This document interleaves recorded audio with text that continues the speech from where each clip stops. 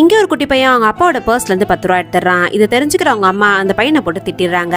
அதனால அந்த பையன் சாப்பாடு மேல கோவத்தை காட்டுறான். அதை பாக்குற அவங்க அம்மாக்கு கோவம் வந்து அந்த சாப்பாடு எடுத்துட்டு போய் பசிக்கும் போது சாப்பிடுன்னு சொல்லிட்டு வேற இடத்துல வச்சிடறாங்க.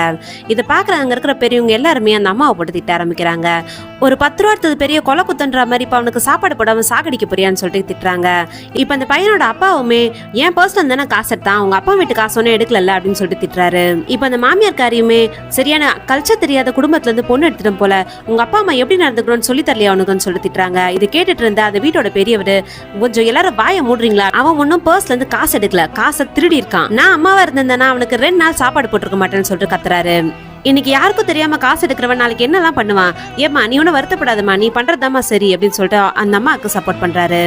இப்ப அந்த குட்டி பையனை பார்த்து ஒழுங்கா சாப்பிட புரிய இல்லையாடா அப்படின்னு சொல்லிட்டு கத்துறாரு. இப்ப அந்த குட்டி பையனுமே சாப்பிட ஆரம்பிச்சிடறான். இந்த தாத்தா பண்ணது உங்களுக்கு பிடிச்சிருந்தா கமெண்ட் பாக்ஸ்ல ரெட் கலர் ஹார்ட்டினை தட்டி விடுங்க.